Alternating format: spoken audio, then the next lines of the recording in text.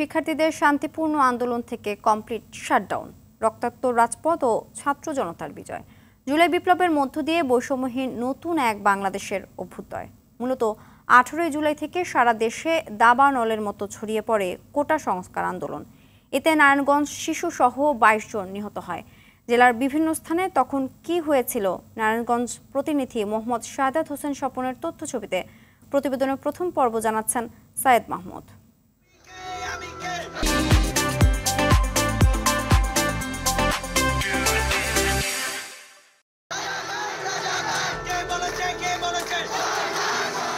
18 জুলাই সকাল 9টা কি 10টা কমপ্লিট শাটডাউনের সমর্থনে নারায়ণগঞ্জের চাষারা, জালকুড়ি ও ঢাকা চট্টগ্রাম মহাসড়ক সহ বিভিন্ন এলাকায় অবস্থান নেয় ছাত্র জনতা।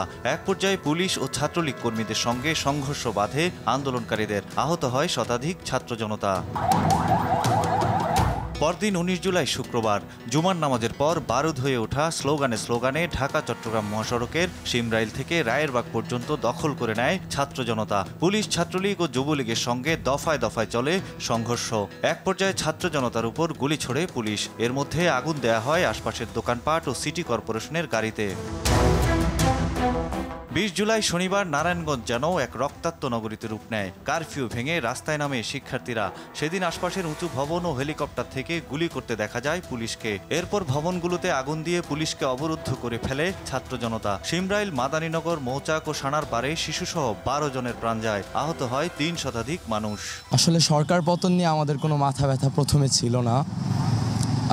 কোটা সংস্কার আন্দোলনে যখন দেখলাম আমাদের ভাইদেরকে হত্যা করা হচ্ছে, জগন্নাথে আমাদের যারা বোনরা ছিল তাদেরকে ধর্ষিত, লাঞ্ছিত এবং গুম খুন করা হচ্ছে, তখন এক পর্যায়ে সারা বাংলাদেশি এই আন্দোলনের মধ্যে ঝাঁপিয়ে পড়ছে। রংপুরে আমাদের ভাই আবু সাইদের মৃত্যুর পর আমরা কোনো সাধারণ বিবেকবান মানুষ এবং ছাত্ররা বসে থাকতে পারিনি। 21 জুলাই যৌথ বাহিনীর সঙ্গে সংঘর্ষে প্রাণ যায় অন্তত 4 জনের। মহাসড়কে সেনাবাহিনী অবস্থান নিলে পরিস্থিতি কিছুটা শান্ত হয়। আর 22 জুলাই থেকে পুলিশের ধরপাকড়ের ভুক্তভোগী হন শিক্ষার্থী ও বিএনপি জামাতের নেতাকর্মীরা। সাময়িকভাবে নিস্তেজ হয়ে পড়ে আন্দোলন। প্রথমে কাঁদানে গ্যাস ব্যবহার করে, লাঠি ব্যবহার করে, তারপরে তারা তাজা বুলেট ব্যবহার করে।